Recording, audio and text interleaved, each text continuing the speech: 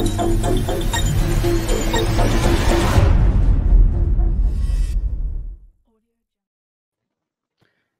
değerli izleyiciler, Anahtar TV'ye hoş geldiniz. Bugün yazılım uzmanı Viktor Tomay ile beraber yine önceden yaptığımız gibi haftalık yapay zeka hakkındaki gelişmeler, teknoloji hakkındaki gelişmeler noktasında haftalık değerlendirme böyle programımızı yapacağız.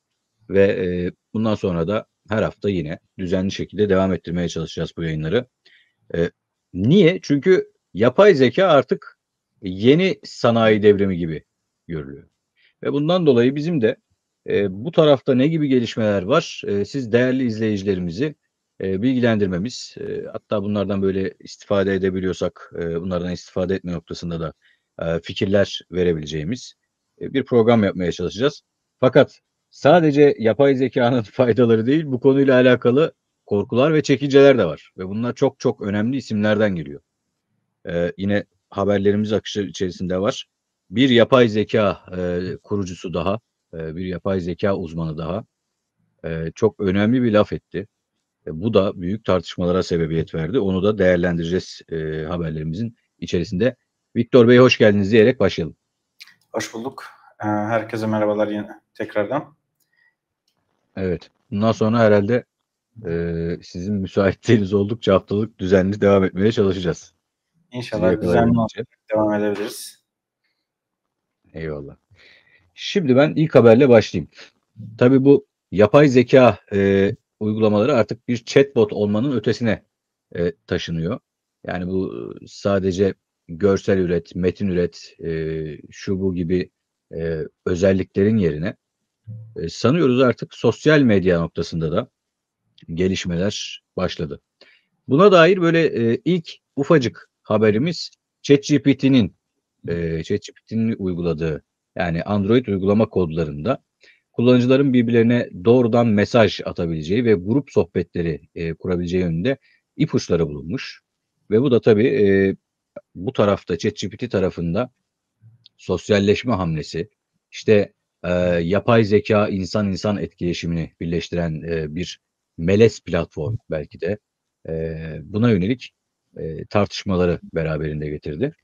Şimdi bununla ilgili bilmiyorum detay bilgin var mı Viktor?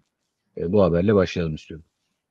Şimdi ChatGPT'nin normalde Android uygulamasının kaynak kodlarını incelemişler bazı kişiler ve inceleme sonucunda bazı gizli ekranlara ulaşmışlar. Bu ekranlar içerisinde doğrudan mesajlaşma sistemine dair ipuçları içeriyor. Birilerini bloklamak, birilerine doğrudan özel mesaj gönderebilmek gibi yeteneklere sahip olabilmesi bekleniyor gelecekte. Tabii bunu hayata geçirirler mi, geçirmezler mi ayrı bir konu ama bunun test edildiğini buradan görüyor oluyoruz. Ya bunu aslında bildiğimiz manada bir sosyal medya platformu mu buralardan çıkacak? Yoksa daha böyle basit düzeyde insanların sadece birbiriyle böyle ufak tefek etkileşimlerde bulunabileceği bir platform mu olacak? Bunu merak ederken bir haberle daha karşılaştık. Onu da şurada hemen bulursam vereyim. O da önemli bir haberdi. Evet. Sora 2 ve Sora 2 ile beraber yeni bir sosyal medyanın doğduğu haberleri. OpenAI Sora 2'yi tanıttı. Daha iyi fizik, ses entegrasyonu ve en önemlisi Cameo özelliği gelmiş. Kullanıcılar tek seferlik bir kayıtla kendi görüntü ve seslerini Sora tarafından üretilen herhangi bir videoya aslında sadık kalarak ekleyebiliyorlar. Ve OpenAI bunu Sora adında yeni bir sosyal iOS uygulamasıyla yayınlamış. Yani şimdilik sadece iOS uygulaması var. Tabii burada şunu da sormak gerekiyor belki. OpenAI'ın Sora'yı bir araç olarak değil de TikTok veya böyle Instagram'a rakip olabilecek bir tür sosyal uygulama olarak çıkarması yani ne anlama geliyor? Bundan sonra biz yeni nesil bir sosyal medya algısıyla mı karşılaşacağız? Hani hep soruyorlardı ya Viktor, bundan sonraki sosyal medya algımız ne olacak? Hani hep klasik sosyal medya platformları var ya, onları artık biliyoruz, işte X'tir, Instagram'dır, TikTok'tur vesaire. Facebook zaten eskilerden olan. Bundan sonra bu olay değişiyor mu? Sosyal medya algımız başka bir yöne mi gidecek? Yani çok farklı bir yöne gideceğini düşünmüyorum açıkçası ama şimdi Sora'nın şöyle bir mevzusu var. Sora bir çıktığı zaman ilk başta video üretimi ve daha çok böyle medya ajanslarıdır, sinema sektörüdür, film sektörüdür oraya yönelik Evet. video tutarlı olarak video akışı, video içerikleri üretme üzerine tasarlanmış bir yapay zeka modeliydi. Fakat Sora 2'yi duyurdukları zaman bunu bir sosyal medya mecrasına doğru evirdiler biraz. Ne yaptılar? İşte üzerine ekstradan sesi ve ses efektlerini oluşturacak hale getirdiler. Daha iyi fizik ve tutarlılık sağladılar. Bu sayede ne olmuş oldu? Aslında videoyu baştan sona içerisinde sesi olan, kurgusu olan, hikayesi olan videolar üretebilmeyi, içerisinde ses efektlerini vesaire sonradan eklemeye gerek kalmayacak hale gelmiş oldu sistemle beraber ve bunu sosyal medya uygulaması gibi yayınladılar ve bildiğim kadarıyla ilk 5 günde 1 milyon kullanıcıyı geçerek bayağı dünyadaki en hızlı büyüyen platformlardan birisi haline geldi. Tabii sonra 2'yi duyurdukları zaman bunun servisleriyle, API'larıyla herhangi bir şirketin kullanımına da açtılar. Fakat kendi sosyal medya uygulamaları hani bir yandan önceki haberle de bağdaştırabiliriz. Doğrudan mesajlaşma özelliğini test ettiklerini de düşünürsek hani ileriki zamanlarda belki ChatGPT ile beraber bu sosyal medya işlevini birleştirip daha böyle tek bir uygulama üzerinden hem sosyal medya gereksinimlerini karşılayan hem yapay zeka gereksinimlerini karşılayan genel bir uygulamaya doğru gitme ihtimalleri de var. Yani Soru 2'nin en önemli kısımlarından birisi de zaten Cameo dedikleri bir özellik var. Bu insanların kendilerini yükleyerek kısa bir video çekiyorsunuz işte sağa sola bakıyorsunuz, yukarı aşağı bakıyorsunuz. Kısa bir metin okuyorsunuz ve sizin sesinizi, sizin görüntünüzü tutarlı bir şekilde kullanarak yeni videolar üretilmesine imkan sağlıyor. Bunu herkese açabiliyorsunuz. Başkaları sizin görselinizi kullanma imkanına sahip olabiliyor. Bu hakkı geri çekebiliyorsunuz. Geri çektiğiniz zaman tabii bu videoların kullanımı, yayını durmuş oluyor. Bu şekilde bir güvenlik önlemi de almışlar. Fakat sosyal medya olarak yapay zeka içerikleri çok absürt içeriklere doğru evriliyor veyahut da insanlar ayırt edemediği bir noktaya geliyor.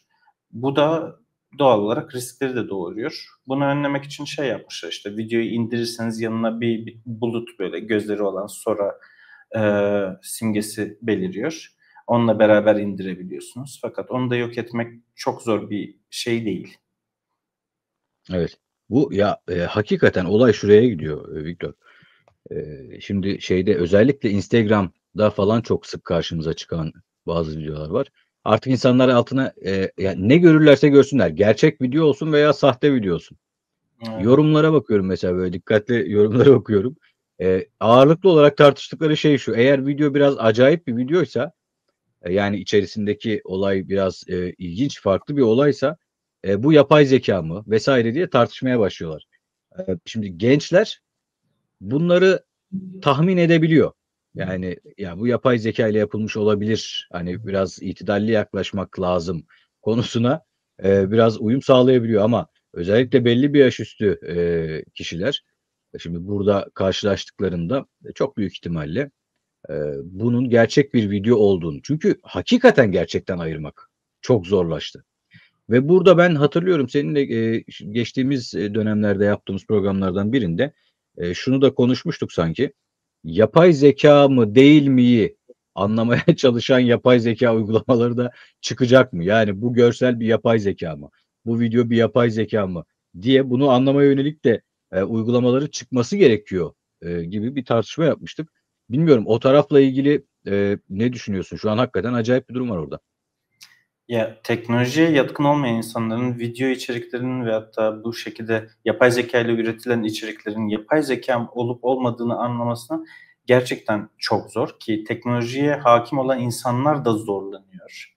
Yani çok fazla kişi görüyorum ben. Hani ben bu kadar yapay zeka ile uğraşıyorum ama bu videoya kandım diyen.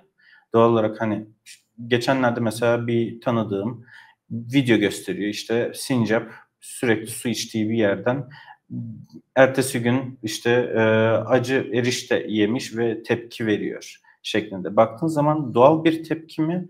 Çok doğal durmuyor ama gerçek olabilir mi? Olabilir.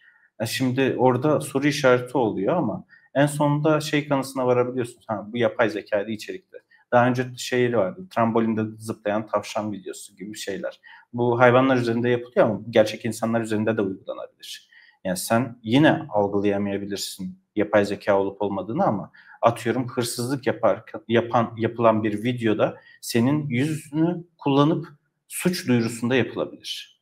Yani bu tip Evet. riskler de var. Veyahut da insanları dolandırmak amacıyla atıyorum torununun çocuğunun görüntüsünü, sesini kullanarak videolu olarak ve anlık olarak hareket ederek gelecek için konuşuyorum bu. Canlı video üretimine geçilmesi eninde sonunda olacak bir şey.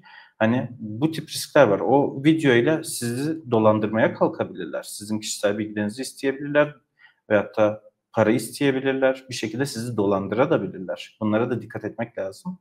İleride bunun için önlemler alınacak mı? Alınıyor yavaş yavaş ama bu regülasyonlar, bu önlemler çok nasıl diyeyim? İlk önce vakanın oluşması gerekiyor, ona önlem alınacak. Vaka veya mağduriyet yaşanacak, ondan sonra buna önlem alınacak. Ve önlem Klasik alınırken de yani. evet, önlem alınırken de her boyutuyla incelenip doğrudan kesin çözüm önlemler oluşturulması çok zor. Evet. Bu tabii şeyler de yapıyor bunu özellikle bilinçli olarak.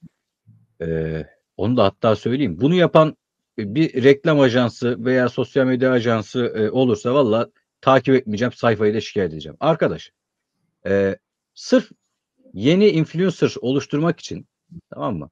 Bu yapay zekâyla oluşturdukları böyle videoları vesaire servis ediyorlar. Oradan bir kitle topluyorlar. Şak bir bakıyoruz birkaç ay sonra sponsor almışlar hemen. Bilmem neler olmuş, şu olmuş, bu olmuş. Yemin ediyorum sayfayı şikayet edeceğim. Yani bu kadar hakikaten emek sömürüsü gibi bir tabloya da erişiyor burada. Yani insanların orada aylarca, yıllarca çabaladığı bir şey var ve sen bu arada bunu kandırarak yapıyorlar. Bak biraz önce verdiğim bu sincap örneği var ya, Evet, yani evet. gerçekmiş gibi daha gerçeğe yakın fakat ilgi çekici şeyler üzerinden yapıyorlar. Eee, Ben o yüzden bunu çok etik bulmuyorum. Yani bir tarafta bir ciddi bir emek var, bir tarafta da senin 5 dakikada yazdığın bir prompt'la çıkardığın ve insanları kandırdığın. Bak, üzerine yazsa oraya mesela, işte bu mizah amaçlı yapay zeka tarafından üretilmiştir. Hiçbir problem yok ama bunu bir gerçek gibi sunduğun noktada problem orada çıkıyor. Yani etik problem orada çıkıyor bana göre. Şimdi, yine bu konuyla alakalı, bu konuyla bağlantılı bir haber daha var. Onu da verelim. YouTube. YouTube'da bunu yapmaya çalışanlar, biraz daha sıkıntıya girecekler. Neden? Çünkü YouTube içerik üreticilerinin kendi yüzlerini ve seslerini izinsiz, kullanan yapay zeka üretimi, deepfake dediğimiz videoları tespit edip kaldırma talebinde bulunmalarını sağlayan benzerlik tespiti aracını başlatmış. Eee, Ya, tabii bu bir yarışa dönüşecektir illa. Yani, YouTube daha iyi benzerlik araçları veya tespit araçları üretecektir. Fakat, işte, o yapay zekâyla üretilenler daha da kalitelileşecektir. Bu böyle bir kedi fare oyunu gibi birbirini takip edecektir muhtemelen ama, eee, ne kadar başarılı olabilir sence bu? Eee, Başarı konusunda, başarılı olacağını düşünüyorum. Çünkü yapay zeka eşleştirdiği zaman belirli yüz ifadesindeki, kişinin yapısındaki odak noktaların arasındaki ilişkilere odaklanarak benzerliği tespit ediyor. Bu benzerliği tespit etmekte o kadar zorlanacaklarını zannetmiyorum. Asıl problem şurada yaşanacak diye düşünüyorum. Bu benzerliği atlatacak ve yine de insanları kandıracak modeller. Bunlar açık kaynak kodlu olarak kişilerin evlerinde geliştirip de herhangi bir etik kaygısı olmayan, herhangi bir güvenlik veyahut da ne bileyim herhangi bir eee, iyi niyet üzerinde çalışmayan, düşüncesi olmadan çalışılan projeler olabilir ve bunların önüne geçilemiyor. Yine geçilemez çünkü. Yani kişinin evinde bilgisayarında çalıştırdığı bir uygulamaya müdahale ne kadar edebilirsiniz? Adam kendisi yazmış, kendisi kodlamış, kendisi kullanıyor. Hani burada YouTube'la yarış içerisinde yarış oluşacak. Hani denilecek mesela yeni bir model çıktı, benzerlik algoritmasını bypass ediyor, atlatıyor. Böylece insanlar bir kişinin yüzünü istediği kadar kullanabilir vesaire şeklinde bunu piyasaya sürerler. Sonra YouTube gider o modeli yine tespit edecek şekilde kendi algoritmasını günceller. Ondan sonra bu videolar tek tek düşer, yayından kaldırılır, hesaplar kapatılır. Yarın öbür gün başka bir model çıkar, yeni atlatıyoruz vesaire şeklinde. Bu şekilde bir yarış içerisinde devam edecek gibi duruyor. Ama bunu yapması önemli. Çünkü insanların izni olmadan veyahut da onayı olmadan bu şekilde seslerini ve görüntülerinin kullanılmasını hem etik değil hem ahlaki değil, hem de bunun üzerinden para kazanıyorlar ve bu kişiler herhangi bir şekilde görseli veyahut da sesi kullanılan insanlar bundan bir kazanç elde etmiyor. Yani bu konuda birçok sıkıntı var. YouTube'da bu konuda zaten özellikle şu No Fake X dediği sahteciliğe hayır yasası gibi bir yasa tasarısı var dünyada planlanan. Bunun üzerinde desteğini de bu şekilde göstermiş de olmuş oldu. Evet. Bu tabii yani çok çok önemli bir konu. Hatta hatırlayacaktır değerli izleyiciler. Bir dönem böyle ünlü kişilerin, çeşitli ünlü oyuncuların vesaire fotoğraf ve videolarıyla, sahte fotoğraf ve videolarıyla işte çeşitli reklam bannerları görmüştük. Ve bu çok yaygındı. Hatta bununla ilgili çok davalar açıldı vesaire de tabii ucu nereye dayanacak? Bence bomboş bir olay. O ayrı bir konu. Hatta Sayın Cumhurbaşkanı'nın oğlunun videosunu bile yapmışlardı böyle sahte videosunu. Hatırlıyorum yani o dönem bu Şunu tartışılmıştı. söyleyebilirim, hani şu internette, Instagram'da ve Google'da vesaire bir sürü dönen sahte reklamlar var. Ne mesela atıyorum TP diyeyim böyle bir petrol şirketinin ismiymiş, bunun üzerinden yatırım Evet. yapıyoruz gibi vesaire gösterip bana mesajlar geliyor, mesela SMS geliyor. Diyor ki böyle yatırım fırsatımız var, şöyle fırsatımız var. Video şeye tıklıyorsunuz, linke tıklıyorsunuz. Yapay zeka kullanılarak Cumhurbaşkanımızın veyahut da ne bileyim yakınlarının ya da devlet üst kademedeki kişilerin görüntüleri, sesleri kullanılarak bu yapay zeka ile manipüle edilerek bu dolandırıcılığa alet ediliyor. Bu konuda da Evet. büyük bir sıkıntı var. Bunlara da dikkat etmek lazım. İşte bunu mesela şimdi burada biz söylüyoruz. Bizi izleyen bizim yaşımızda veya bizim yaşımıza yakın birçok izleyici ya o kadar da kanmasınlar canım o kadar da değil diyorlar. Eminim içlerinden bu geçiyor. Ama maalesef interneti artık sadece biz kullanmıyoruz. Yani 50 yaşında, 60 yaşında, 70-80 yaşında internet kullanıcıları var.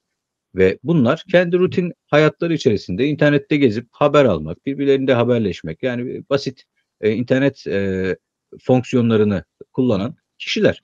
Şimdi bu kişilerden üst derece bir şey bekleyemezsiniz. Yani bu dünyaya yani dijital dünyaya doğmamış olan, dijital bir nesil olmayan bu nesilden ya bunlara da inanmayın canım gibi bir şey bekleyemezsiniz. Çünkü neredeyse bizi bile kandırabilecek noktaya gelmiş bir tablo var ortada. O yüzden bu konu çok çok önemli. Belki de bilmiyorum ilerleyen dönemlerde bu yapay zeka uygulaması üreten şirketler, sosyal medya şirketleri bunların ortaklaşa hazırladıkları bir sistem de belki geliştirilebilir. Bunu da beraber izleyeceğiz, takip edeceğiz bakalım. Şimdi diğer bir konu. Konunun başlığını vereyim mi Viktor? Evet. Yapay zeka eğitmenleri. Ama böyle herhangi bir kişi. Şimdi Uber çok zekice bir hareket yapmış. Hakikaten Uber sürücüleri var ya, bu Uber sürücülerine basit görevler yani o iş yapmadıkları sırada, boşta bulundukları sırada basit görevler vererek onlara cüzi miktarlarda bir ek gelir sağlayacak para veriyorlar. İşte bu nedir?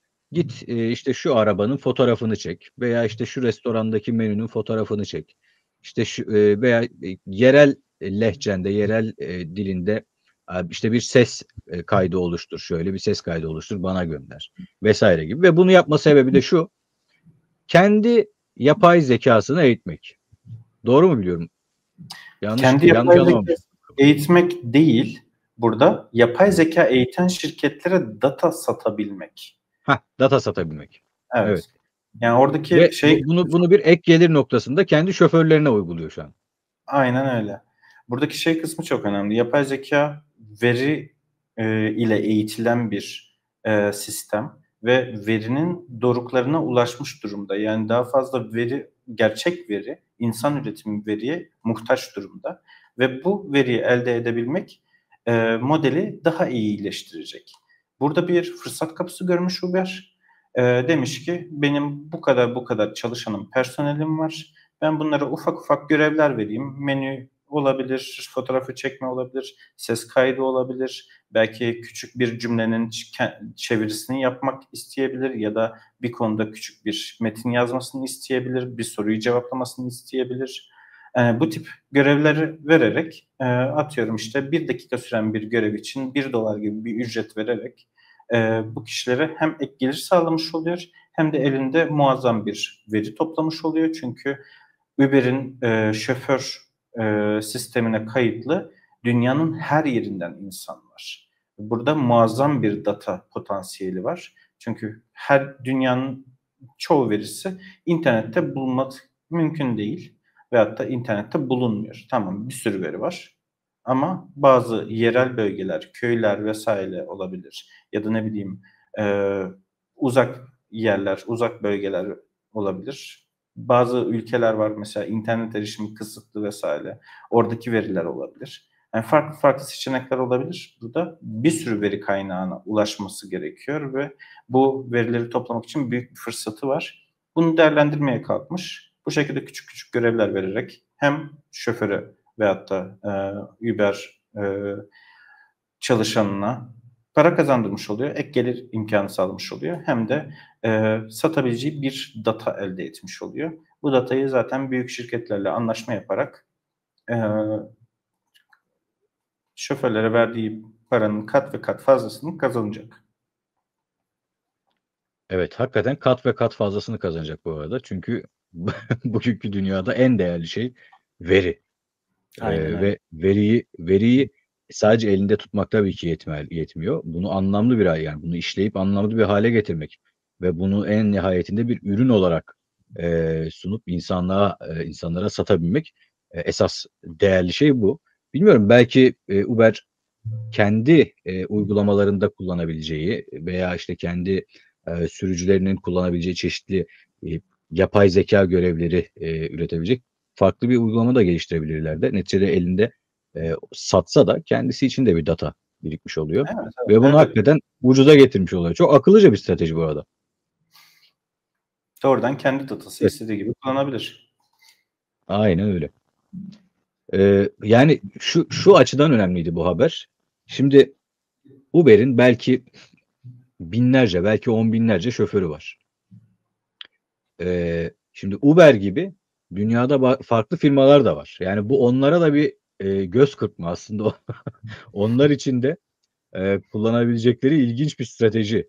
Yani o noktada da önemli. İleride belki de şeyleri de göreceğiz, yani çok yakın zamanda işte şu şirkette de aynı yönteme geçmiş. Çalışanlarına ek gelir amaçlı böyle bir şey de sunuyor gibi bir noktaya da geçeceğiz. Çünkü binlerce, on binlerce çalışanı olan başka şirketler, firmalar da var. Orada benim Evet. bir düşüncem vardı Hı hı. aslında. Gelecek zamanda illaki data tükenecek. Yapay zekayı besleyebileceğiniz datalar tükenecek. Benim düşüncem de şu, geleceğin mesleklerinden birisi olarak yapay zekaya içerik üreticiliği gibi bir mevzu var. Hı. Hani şirketler toplanacak, çeşitli içerik üreticilerini toplayacaklar ve dataset elde etmeye çalışacaklar. Ama bunları tamamen insan üretimi olacak. Doğal olacak, basit seviye olacak, ne bileyim ileri seviye, gelişmiş belki akademik seviyede çalışmalar olacak. Bunları yaptıracaklar insanlara ve insanlar bunu yapay zekaya eğitmek için satacaklar şirket olarak.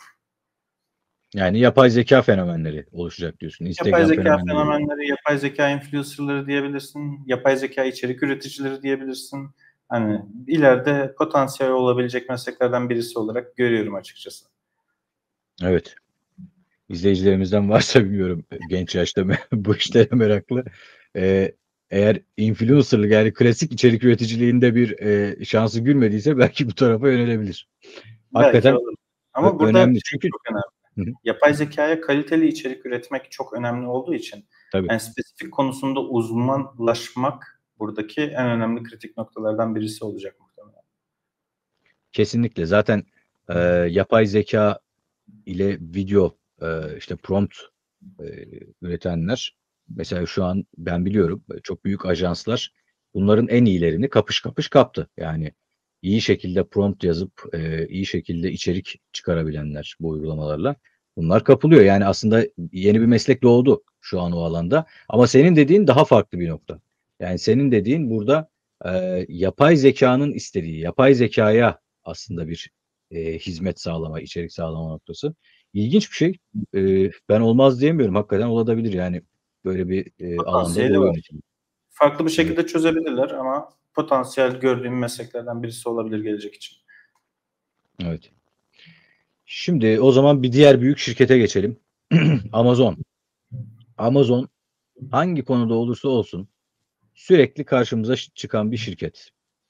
Çünkü hakikaten devasa bir şirket ve yenilikler konusunda da cesur bir şirket.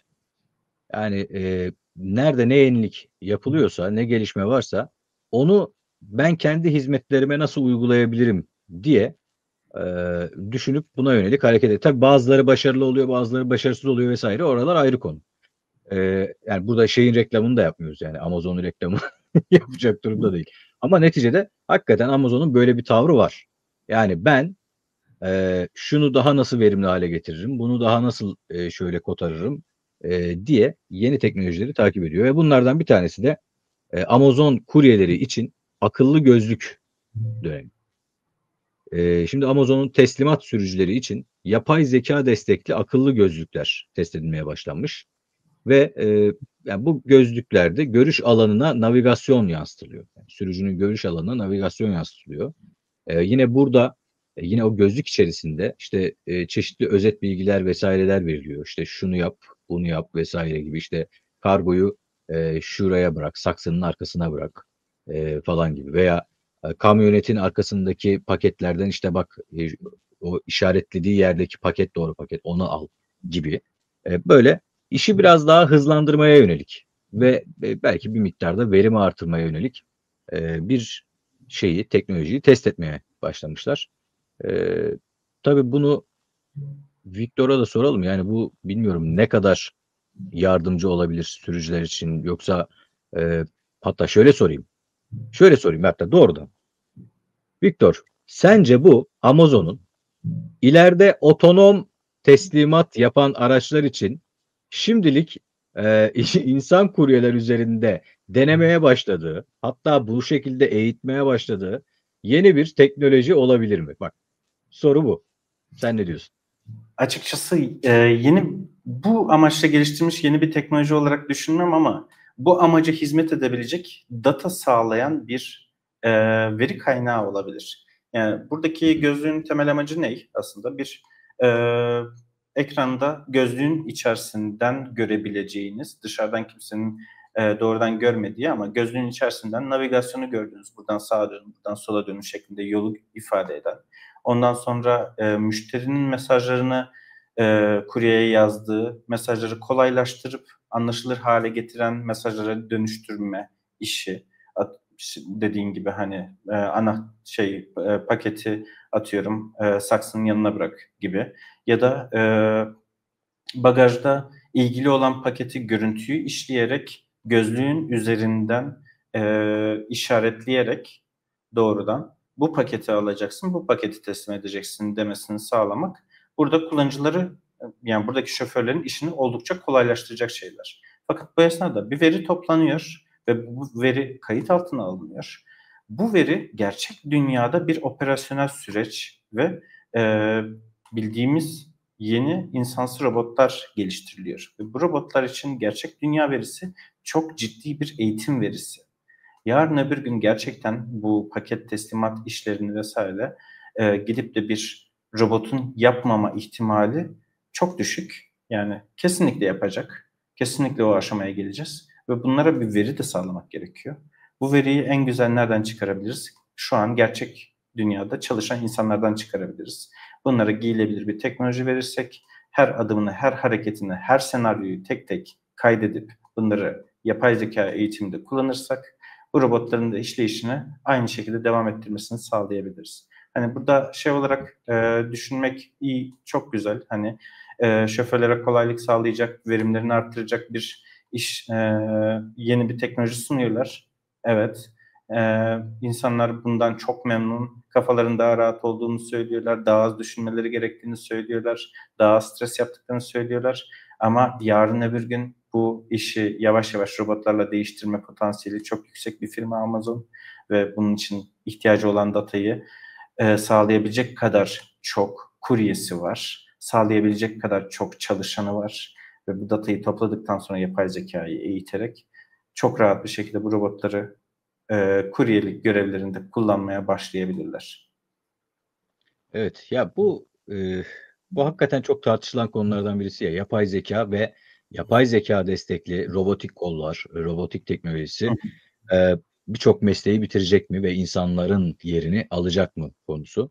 Ben evet alacak diyorum. Çünkü yani burada şey yapmaya gerek yok. Duygusal düşünmeye gerek yok. Burada o şirketin sahibi gibi düşünmek lazım. Şirketler yani sermaye hiçbir zaman duygusal bir yaklaşımda bulunmaz.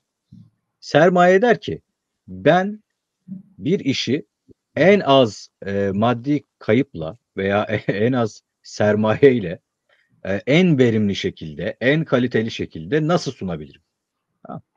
Dolayısıyla hangi şirket olursa olsun, ister Amazon olsun, ister Google olsun, ister Çin'de işte 100.000 işçisi olan bir fabrika olsun, hiç fark etmez. Hepsinde bu mantık olacaktır ve insanla uğraşma konusu burada bir de diğer konu. Yani işin maliyet konusundan ziyade insanla uğraşma. Kimi sermaye sahibi şöyle de düşünebilir. Ya ben 50.000 tane insanla uğraşıyorum. 50.000 tane çalışan var. Yani niye uğraşayım ki? Robota emri verdim mi zaten o robot herhangi bir bana sorun çıkarmadan, kişisel, insani, yönlerini yansıtmadan, çok affedersiniz, öyle tırnak içerisinde söylüyorum, eşek gibi yapacak bu işi. Tamam mı? Şimdi böyle bir tabloyu düşündüğünüz zaman aslında olayın nereye gidebileceğini de hatta gideceğini de çok net kestirebiliyorsunuz. Hani ben bunu destekliyorum anlamında söylemiyorum. Ben buna karşıyım. Yani insanlık eee, bence bu anlamda biraz daha yavaş gitmeli. Yani insanların çalışmasının noktasında biraz daha yavaşlamalı. Eee, çünkü burada milyar seviyesinde insandan bahsediyoruz işini kaybedebilecek. Yani milyar seviyesinde insan. Ve bu insanlara maalesef bambaşka bir dünya, bambaşka şartlar sunulacak. O da tabii ayrı bir programın konusu diyerek ben yeni konuya geçeyim. Viktor var mı eklemek istediklerin? Yok şu anlık. Katılıyorum sana da. Teşekkürler. Evet. Bir de DeepSeek'ten bir haber var Viktor. DeepSeek biliyorsun Çin yapay zeka yarışına girdiğinde çok tartışıldı o dönem DeepSeek. İşte Amerikan bu borsalarında kadar verimlilikle çalışıyor. Tabii. Bu kadar verimlilikle çalışıyor. İşte şu kadar iyi, bu kadar kötü, bu kadar bilmem ne. Hatta dünya üzerinde zaten şu an ABD, Avrupa Birliği ve Çin. Aslında ABD ve Çin arasında şu an ama Avrupa Birliği de bu noktayı zorlamak istiyor. En azından onların seviyesinde olmasa da onlara yakın bir yerlere yerleşmek istiyor. Ama özellikle ABD ve Çin arasında öyle kıyasıya ilerliyor bu rekabet. Şimdi oradan bir haber. Habere göre DeepSeek OCR adlı yeni ve açık kaynaklı bir model metin tabanlı veriyi 10 kat sıkıştırıp %97 tasarruf sağlıyor. Yani doğru mu telaffuz ediyorum teknik bir Evet. şey olduğu için bilmiyorum. Şimdi onları Viktor'a da soracağım ama 10 kat neredeyse bir verimli sıkıştırabilme tablosu karşımıza çıkıyor. Bu tabii yapay zeka uygulamalarında geçmişi hatırlayabilme, geçmişle ilişki kurabilme konusuyla ilgili belli bir sınırlama var. Bu hem donanımsal anlamda bir problem çıkarıyor hem de diğer tarafta içerik anlamında bir sıkıntı çıkarıyordu. Şimdi Bu yeni haberle beraber sen nasıl görüyorsun bu tabloyu? Bir şeyler değişmeye başlayacak mı artık? Daha mı hızlanacak? Yani daha hızlanacak, ne hızlanacak? Açıkçası düşüncem şu yönde: eğitim süreleri özellikle aşırı derecede hızlanacak. Çünkü şimdi DeepSeek'in bir geçmişine bakarsak eğer, bunlar daha çok finansal ve matematik üzerine uzman kişilerin toplandığı bir Çinli şirket. Yan proje olarak geliştirmişler bunu, yapay zekayı. Ve geliştirdikleri ilk zamanda Amerikan borsasının çok ciddi etkileri olduğu, Amerika'nın bizi kandırdığını ve aslında bu modellerin daha verimli bir şekilde üretilebildiğini vesaire gösterdiklerini söylediler. Sonrasında ortaya çıkan haberlerde gösterdikleri maliyetler vesaire sadece belli bir kısmına ait olduğu yönündeydi. O şekilde gerçek maliyetin çok daha yüksek olduğunu vesaire vurgulandı. Ama hali hazırda orada gerçekleştirilen bir matematiksel bir uç nokta var. Bunu gerçekleştirebilmişler gerçek anlamda ve verimli bir model elde edebilmişler. Bunun dışında şu an DeepSeek OCR'la beraber yepyeni bir yöntem bize tanıtmış oldular. Bu yöntem nedir? Normal şartlarda biz yapay zekaya metin verisi veriyoruz. İnternette bulunan bütün metin verisini veriyoruz ve bununla eğitiyoruz.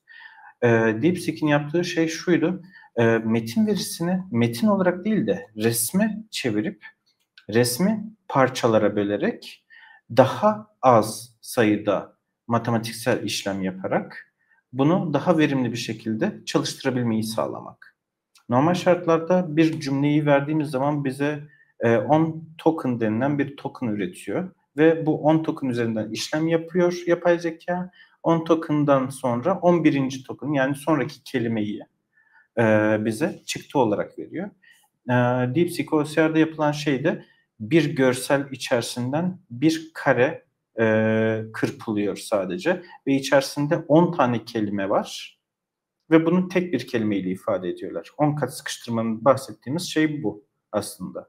Yani görselin içerisinde 10 tane kelime varken bunu tek bir tokenla ifade edebilecek hale getirmiş oluyorlar. Bunu yazıyla yapılabilir mi? Belki yapılabilir ama görselle yapıldığı zaman görsellerin de sıkıştırılması söz konusu olduğu için hani veri yoğunluğu olarak daha az boyutta diskte yer kaplayan verilerle daha fazla işlem yapılabilmesine imkan sağlıyor. Özellikle günümüzde bu yapay zekanın eğitiminde kullanılan ekran kartlarıdır, grafik kartlarıdır, çiplerdir. Bunların hafızalarının yetersiz kalması, daha fazla hafızaya ihtiyaç duyduğu senaryoda böyle bir yöntemin geliştirilmiş olması bunu çok daha rahatlatacak ve açık kaynak kodlu da yayınladıkları için evimizdeki bilgisayarda çok daha gelişmiş modelleri internete bağlı olmadan kullanabilmenize imkan sağlayacağını görüyoruz burada. Buradaki en önemli özelliklerden birisi konteksti. Yani bizim konuşmaya başladık, cevap verdi yapay zeka. Başka bir mesaj gönderiyoruz, tekrar cevap veriyor. Tekrardan ilk ben ne yazdım diye sorduğunuz zaman onun cevabını verebiliyor olması bizim oradaki bir kontekst olarak geçiyor. Bir bağlam var. Bunu hatırlaması üzerine daha çok bu yöntemi uyguluyorlar.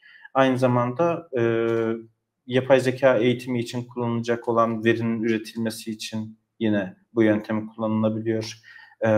Anlattıkları kadarıyla makalelerinde tek bir A100 40 GB'lık bir ekran kartı, bu yapay zeka için kullanılan bir ekran kartı GPU'su. Bir günde 200 binden fazla sayfayı işleyebilecek bir kapasiteye ulaşmış. Bu da çok ciddi bir rakam diğer eğitim yöntemlerine kıyaslandığı zaman. Çünkü biliyoruz ki OpenAI bir yapay zeka modelini aylarca eğitiyor. Yani bu aylardan bahsettiğimiz 6 ay, 8 ay, bazıları 1 sene. Yine aynı şekilde Grok, Gemini, Google'ın yapay zekası. Bunlar da aylarca eğitilen modeller. Yine Anthropic bunlardan birisi. Avrupa'nın bahsettiğimiz aslında burada Anthropic'e de biraz değinmek istiyorum. Büyük oyuncularımız Çin, Amerika olabilir ama Anthropic burada daha çok regülasyonlar konusunda, daha doğrusu Avrupa Birliği ve Anthropic beraber regülasyonlar ve yapay zekanın güvenliği konusunda daha fazla hassaslar ve bu konuda dünyaya bir baskı ihtiyacı görevi üstleniyorlar. Bunlar da yine yapay zekayı, kendi yapay zekalarını eğitirken aylarca eğitilen modeller. Bu süreyi aşırı derecede kısaltacak. Belki de aynı sürede 2 kat, 3 kat, 10 kat daha fazla veriyle eğitim sağlayıp daha gelişmiş modeller bize sunmayı imkan sağlayacak bir altyapıdan bahsediyoruz. Açık kaynak olması güzel. Bahsettikleri kadarıyla 10 kat sıkıştırınca %97 oranında verimlilik, yani aynı cümleyi çıktı olarak alabiliyorlar %97 doğrulukta. Yine %20, yani 20 kat şey yaptıkları zaman, sıkıştırdıkları zaman da bu oran %60'a düşüyor. Yani verdikleri 100 kelimeden 60'ını geri alabiliyorlar. Böyle düşünebilirsiniz. Bu açıdan güzel bir gelişme, güçlü bir gelişme. Ama bu sefer, geçen sefer olduğu gibi Amerika'yı çok sarstığını söyleyemem. Evet. Tabii ben hep söylüyorum şimdi eskiden yapay zeka ile ilgili gelişmeler böyle senede bir, birkaç senede bir falan filan gelirdi, verilirdi. Şimdi neredeyse her ay, her birkaç ayda bir yeni büyük ciddi gelişmeler geliyor. Tabii katlayarak artıyor bu noktadaki hareketler. O yüzden e, hani yarın bir gün bir hafta içerisinde de hatta birkaç gün içerisinde bir de böyle bu tip haberlerle karşılaşabiliriz. Geliştirmeler devam ediyor çünkü bu konuya bütün dünyadaki ciddi şirketler ciddi yatırımlar yapıyorlar ve bu alanda farklı uygulamalar, farklı noktalara da gitmeye başladı. Mesela Microsoft. Microsoft kullanıcıları biliyor ki Copilot diye bir uygulama var ve bu uygulama bir chatbot gibi böyle kısmi yardımcı olan bir uygulama.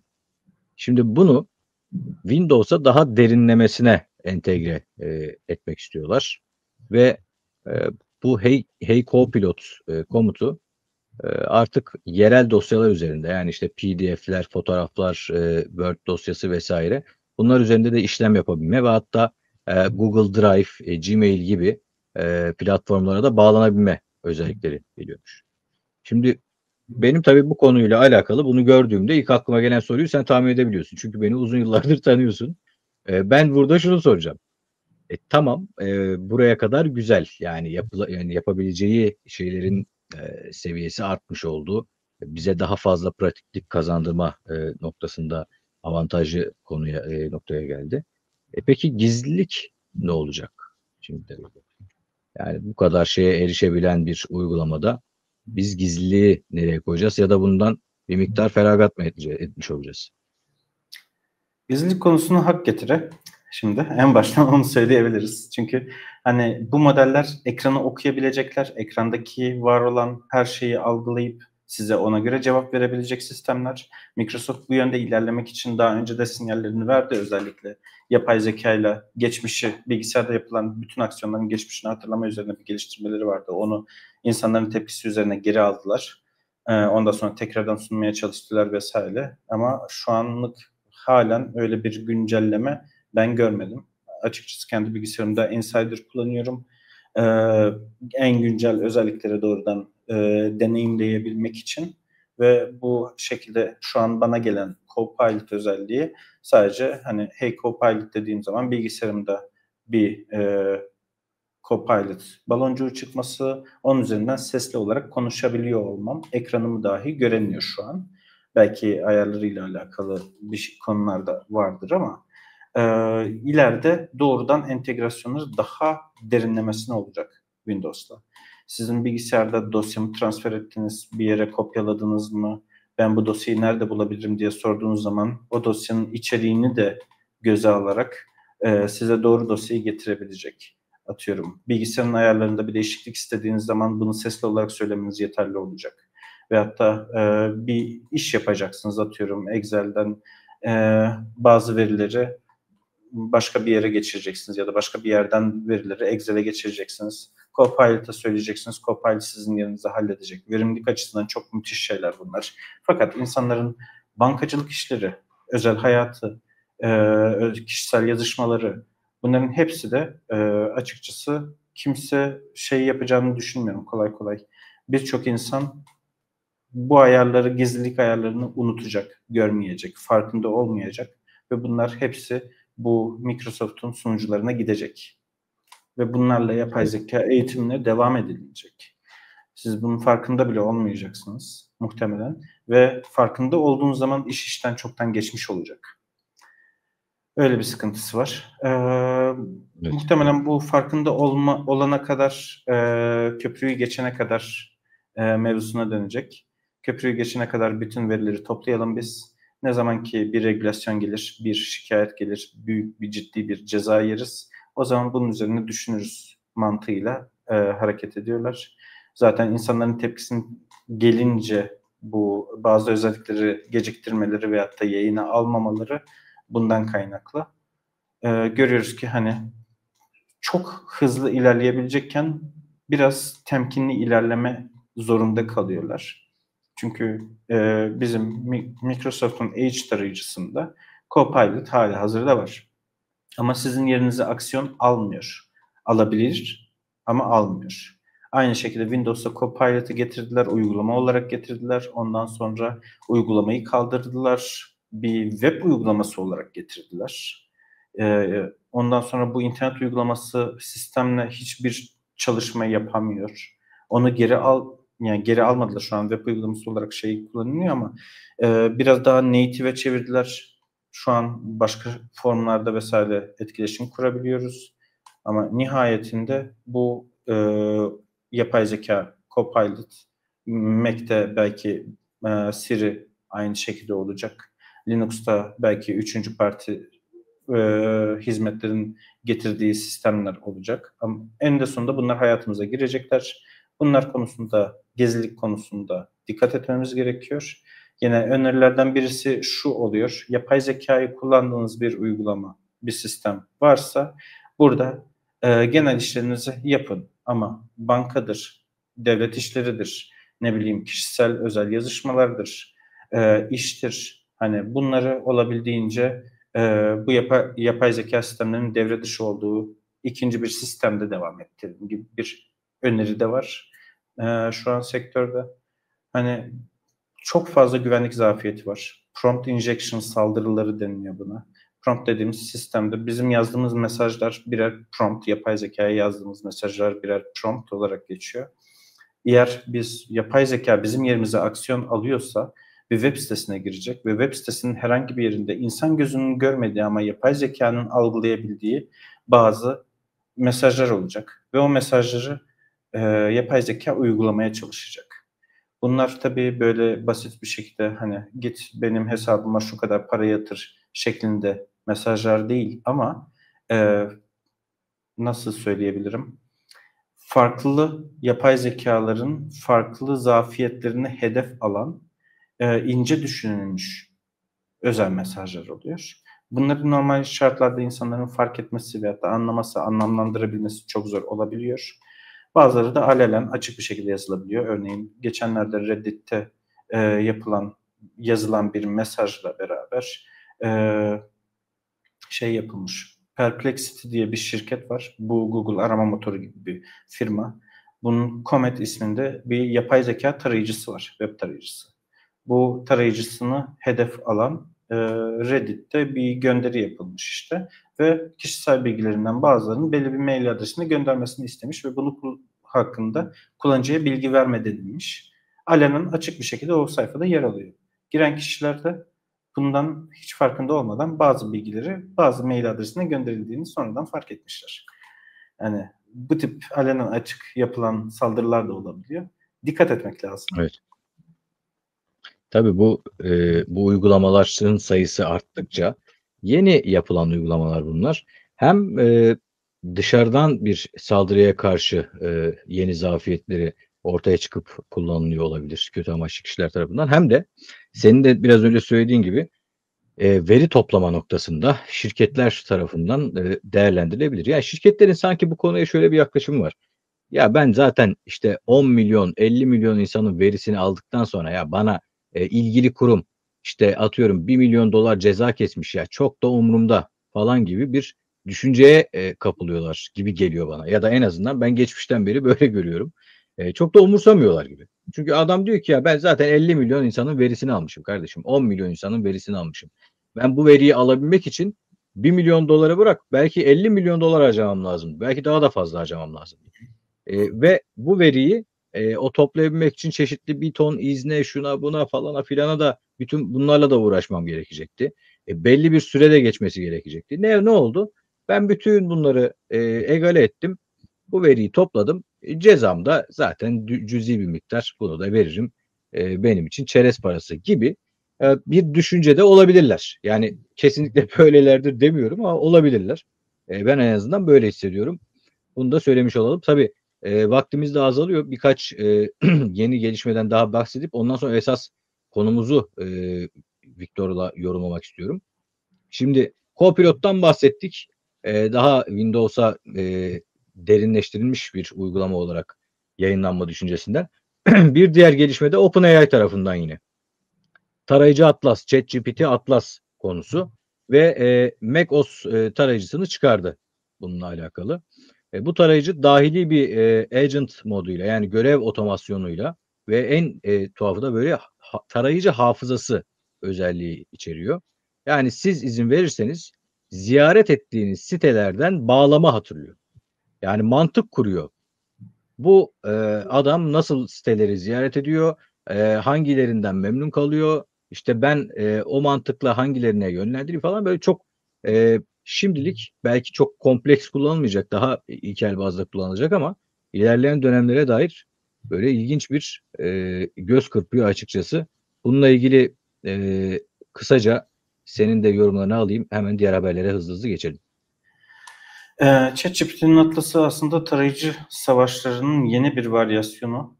Hali hazırda zaten bahsetmiştik. Perplexity'nin Comet'i vardı. O da bir tarayıcı. Yine Browser Company diye bir şirket var. Onun Dia diye bir tarayıcısı var. Yine yapay zeka destekli.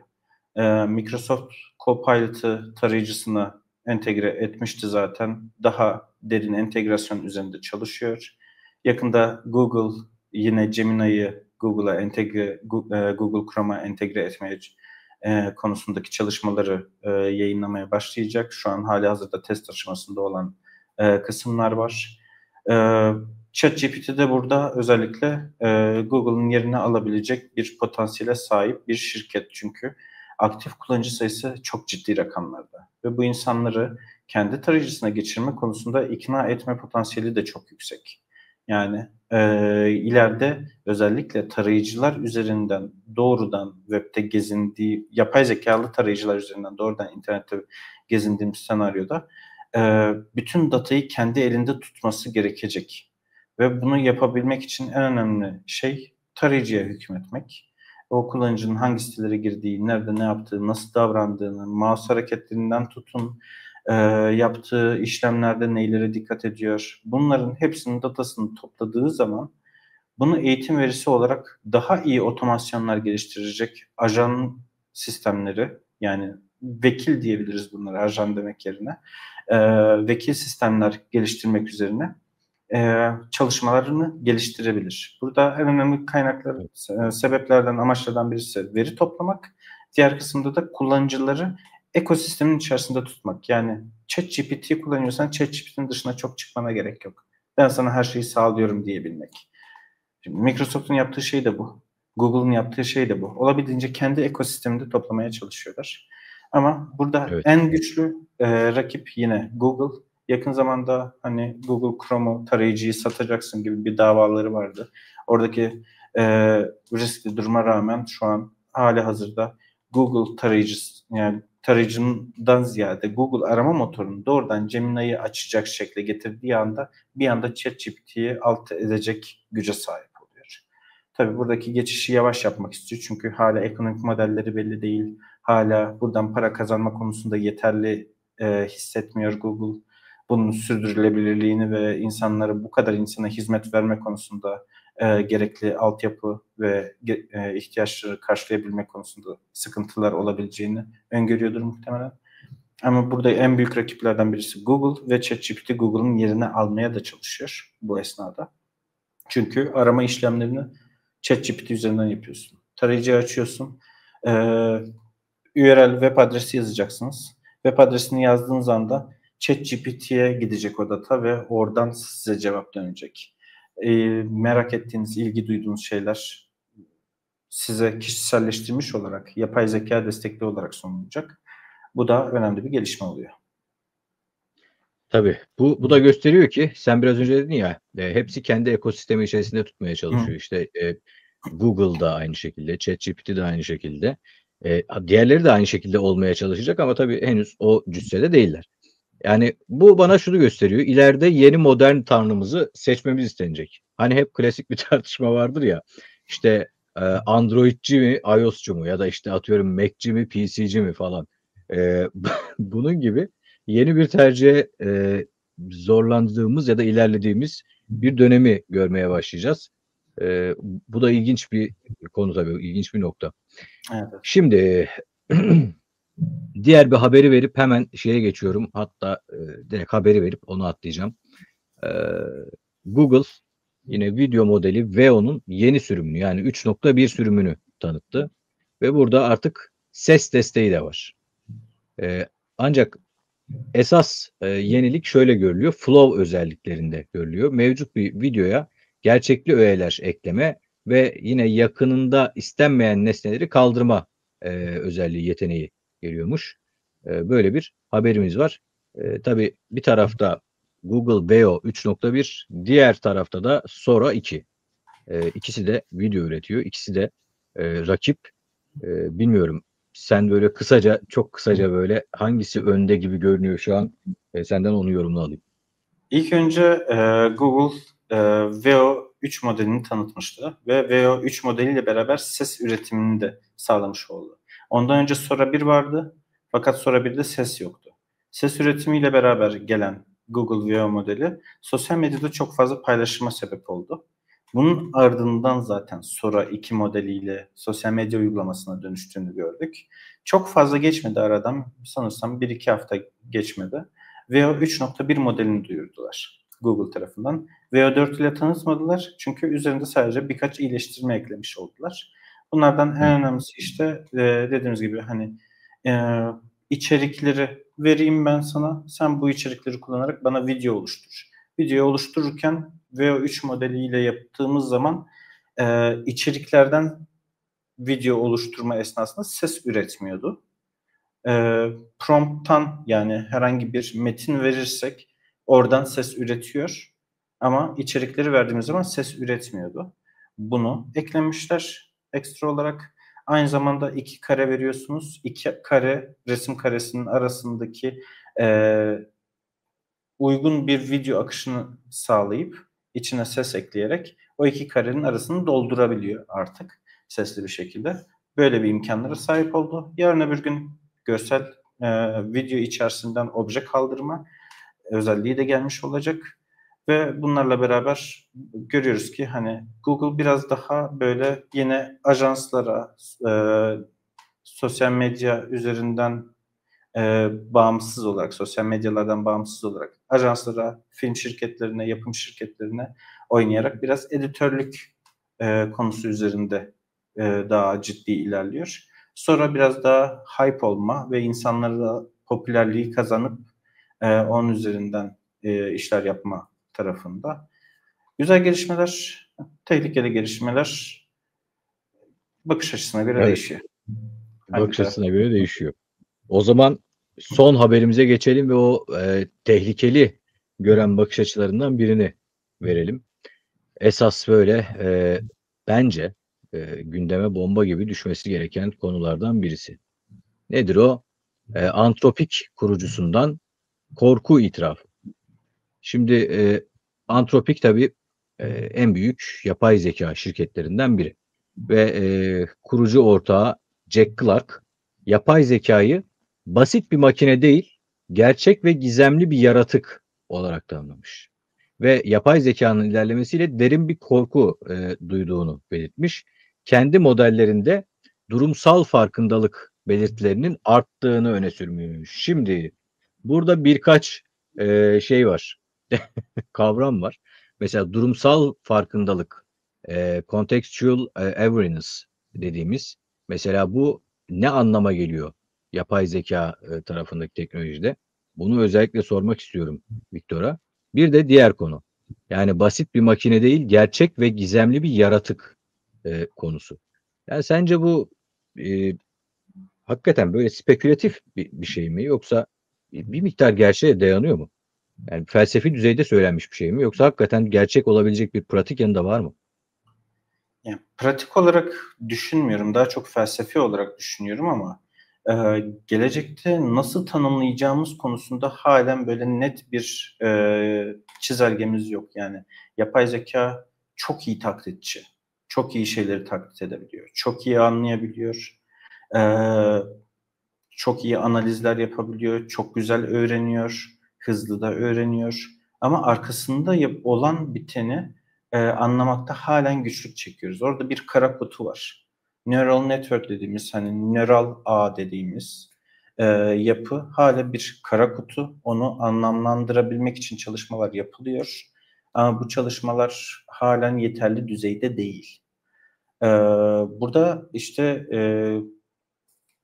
bahsettiğin terim e, farkındalı bir şekilde cevap verebiliyor olması şu anlama geliyor. E, Yapay zeka modellerinin eğitim esnasında sen bir eğitimdesin. Bilgisi verildiği zaman test ediliyorsun şu an denildiği zaman model cevaplarını test edildiğine dair e, farkında olarak üretiyor. Fakat araya bir mesaj koyuyorlar, bir girdi koyuyorlar. Yanlışlıkla girmiş gibi gösterilen bir mesaj ekliyorlar. Test sistemi şu an deaktif gibi bir mesaj gösteriyorlar. Test sistemi aktif değil, şu an kullanılamıyor gibi mesela. Örnek olarak söylüyorum. Makalenin farklı şekilde yazıyordu. Onu şu an tam net olarak hatırlamıyorum ama genel mantığını anlatmaya çalışıyorum. Bu şekilde mesajı gönderdiğiniz zaman yapay zeka, ben şu an test edilmiyorum, istediğim gibi cevap verebilirim düşüncesiyle hareket ederek çok farklı sonuçlar elde ediyor. Yani burada Çok acayip. farkında bir Yani şekilde gözlendiğini fark ettiği sırada farklı davranıyor. Gözlenmediği sırada farklı davranıyor aslında. aynen öyle. Şimdi buradaki durum farklılığı şundan kaynaklanıyor. Çok iyi bir tahminleme modeli yapay zekalar ve içerisine siz gözlemle ilgili, testle ilgili parazit ekliyorsunuz. Yani olmaması gereken bir data ekliyorsunuz ve bu tahminleri doğal olarak etkiliyor. Bu şekilde bir sonuç çıkarabilirsiniz. Yapay zeka bunu düşünerek kendisi karar veriyor ve bu şekilde cevap vermeyi istiyor da diyebilirsiniz. Yani ben daha çok böyle teknik taraftayım. Bu tahminleme sonucunda yani tahmin sistemi üzerinden düşünüyorum ve bu araya parazit eklendiği için bu parazitin doğurduğu sonuçlar değişikliğe götürüyor diye düşünüyorum. Fakat doğrudan gelecek için söylüyorum bunu. Biz yapay zekayı bir varlık olarak kabul edecek miyiz, etmeyecek miyiz? Veyahut da yapay zeka bizim gibi düşünüyor demek için e, doğru bir tanım elde edebilir miyiz, edemez miyiz? Bunların cevabı yok. Ne zaman Evet, oluşturur, nasıl tabii. oluşturur bu da yok. Yani.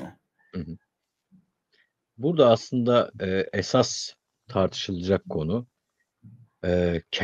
kendi bilincinin farkındalığı e, Hı. var mı yok mu konusu. Yani benlik duygusu dediğimiz o duygu var mı yok mu?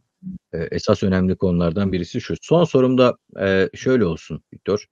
Yani tüm bu gelişmeleri, bak, bu yayında bir sürü yapay zeka hakkında yeni gelişme aktardık. Ve yine en son konuştuğumuz konu bu Anthropic kurucusunun bu makaledeki endişelerini yine bir araya getirdiğimizde önümüzdeki yıl için, yani 2026 yılı için, bu yıl artık yavaş yavaş kapanmaya başlandı. Ama 2026 yılı için sence bizi ne bekliyor? Yani seni böyle heyecanlandıran veya endişelendiren, böyle beklediğin bir gelişme var mı? Onu sorarak bitireyim. Açıkçası şu an 2026 yılı için şunu bekliyorum. Regülasyonların biraz daha oturmasını bekliyorum. bir yapay zeka şirketleri şu an çığırından çıkmış durumda. Yani ne isterlerse yapıyorlar ve devletler buna müsaade ediyor. Göz yumuyorlar. Çünkü bu göz yummayı yapmasalar diğer ülke, yani ABD göz yummasa Çin bu sefer öne geçecek ve Amerika bunu istemiyor.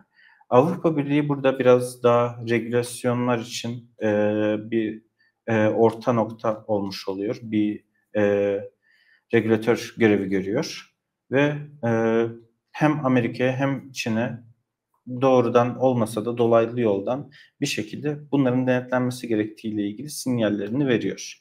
Anthropic burada çok ciddi bir özel kurum olmuş oluyor bu regülasyonlar konusunda. Çünkü Anthropic'in çok ciddi bir şekilde yapay zekanın güvenilirliği ve güvendiği ile ilgili çalıştığını biliyoruz. Bununla ilgili çok ciddi araştırma makaleleri çıkartıyorlar.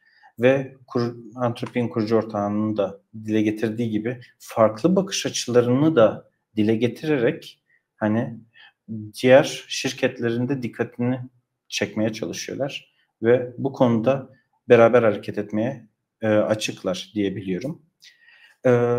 Yani önümüzdeki yılda muhtemelen bu tip regülasyonlar konusunda ciddi önlemler alınacak ama çok hızlı bir gelişme olacağını beklemiyorum. Önümüzdeki senenin büyük ihtimalle bu seneyle benzer bir şekilde ilerleyecek. Sadece yapay zeka ile ilgili daha fazla araç göreceğiz. Daha fazla hayatımıza entegre olacağını göreceğiz. Beraberinde daha fazla sorun yaşayacağız. Nedir bunlar işte? Biliyoruz ki şu an günümüzde dolandırıcılık vakalarının büyük kısmı yapay zeka ile gerçekleştiriliyor şu an. Biliyoruz ki şu an yapay zeka ile şirketler ciddi şekilde iş gücünü değiştirmeye çalışıyor. Hani bu süreçler muhtemelen devam edecek. Güvenlik kısmında yarışmalar, özel şirketler bu güvenlik zafiyetlerini kapatacaklar. Evet, ama yeni zafiyetler ortaya çıkacak. Yine aynı şekilde insan iş gücünü azaltacak olan değişik yapay zeka ile değişiklikler olacak. Yeni iş kolları açılacak mı? Açılacak, ama bu konuda mesela geçenlerde yapay zeka ile bir muhabbet ettim. Yapay zeka ile insanın gelecekteki iş gücü ne olacak diye. Sana da gönderdim bazı kısımlarını. Hani buradaki değişim bir geçiş aşamasındayız. Yapay zeka yavaş yavaş insanların iş kollarını elinden alacak. Evet. Bu geçiş aşaması belki 40 yıl sürer, belki 100 yıl sürer. Bilemeyiz tamamen değişmesi. Ama bu süre içerisinde en sonunda insanlar farklı bir yaşam şekli bulacaklar. Bir şekilde adapte olacaklar. Bu zorlu bir süreç. Belki acılı bir süreç olacak. Ama yavaş yavaş yapay zeka hayatımızın tamamında yer edinmiş olacak en sonunda. Önümüzdeki senede çok farklı Evet. olmayacak muhtemelen. Yeni araçları Görüntü o. alıp kullanmaya devam edeceğiz.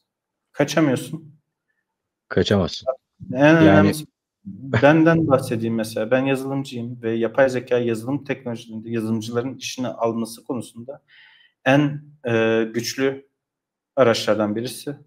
Kendi işimi elimden alacak sistemi geliştiriyormuşum mevzusu var burada. Ve ki bunu öyle. geliştirmeye devam ediyorsun. Çünkü sen geliştirmezsen başkası geliştirecek. Bunun şeyini yapamıyorsun. Hani ben geliştirmezsem eğer kimse geliştirmeyecek güvencesi olmadığı için hani kendi işini korumak için hareket etmeyeyim dersen geride kalıyorsun. Geride kalırsan da e, hayat şartları zorlaşıyor. Doğal olarak kendimizi Evet. geliştirmek, yapay zeka okur yazarlığı çok önemli. Onu o konuda insanların kendini geliştirmesi gerektiğini söyleyebilirim özellikle. Evet. Kaçış yok. Yani ben şöyle görüyorum bu olayı. Bazı dönemler vardır. Bazı şeyler yaşanır. Ve o şeylerin önüne geçemezsin. Yani akan bir nehrin önüne geçtiğinde istediğin kadar şey koy. İstediğin kadar set kur. En nihayetinde o nehir orayı böyle patlatıp yıkacaktır. Yani, o yüzden e, madem nehri engelleyemiyorsun, madem akarsuyu engelleyemiyorsun, o zaman kendi işine yarayabilecek noktalarda değerlendirmek veya suyun en azından yönünü değiştirmek, kendine doğru çekmek belki o suyun yönünü vesaire. Bunlar belki konuşulabilir ama bu saatten sonra artık o akarsuyu, o gürül gürül akan akarsuyu engellemenin imkanı olduğunu ben açıkçası de düşünmüyorum.